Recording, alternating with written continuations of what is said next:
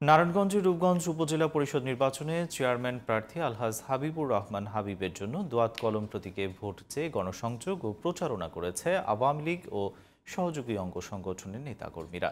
মঙ্গলবার বিকেলে উপজেলার মোড়াপাড়া বাজার এলাকায় কর্মসূচি পালন করা হয়।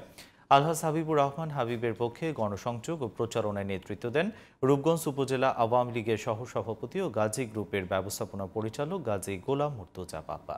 নারায়ণগঞ্জ প্রতিনিধি আশিকুর রহমান হান্নানের রিপোর্ট, জানাচ্ছেন রাহনুমা সারা। মঙ্গলবার বিকেলে নারায়ণগঞ্জের রূপগঞ্জ উপজেলার মুড়াপাড়া ইউনিয়নের মুড়াপাড়া বাজার এলাকায় রূপগঞ্জ উপজেলা পরিষদ নির্বাচনে চেয়ারম্যান প্রার্থী আলহাজ হাবিবুর রহমান হাবিবের দোয়াত কলম প্রতীকে ভোট চেয়ে গণসংযোগ ও প্রচারণা করেছেন আওয়ামী লীগ ও সহযোগী অঙ্গ সংগঠনের নেতাকর্মীরা।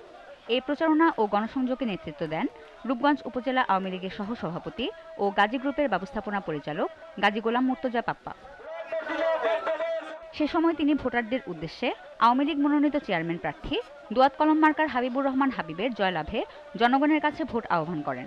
আমরা মুড়াপাড়ায় দোয়াত কলম মার্কা হাবিব ভাইয়ের মার্কায় গণসংযোগ করলাম। আপনারা দেখতেই পাচ্ছেন যে জনতার একটা উচ্ছ্বাস চলে আসছে, জোয়ার চলে আসছে। ইনশাল্লাহ আমরা 21শে মেতে বিশাল ভোটের ব্যবধানে আমরা দোয়াত কলম মার্কা ইনশাল্লাহ বিজয়ী হবে, জনগণ বিজয়ী হবে, উন্নয়ন বিজয়ী হবে, রূপগঞ্জবাসী বিজয়ী হবে ইনশাল্লাহ। নির্বাচনে জয়ের ব্যাপারে শতভাগ আশাবাদ ব্যক্ত করেন রূপগঞ্জ উপজেলা পরিষদ নির্বাচনের চেয়ারম্যান প্রার্থী আলহাজ হাবিবুর রহমান হাবিব।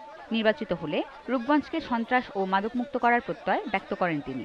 আমার মার্কা দোয়াত কলম, আজকে মুড়াপাড়া গণসংযোগ করলাম। এই মুড়াপাড়া ইউনিয়নে উন্নয়নে আমার অনেক ভূমিকা আছে।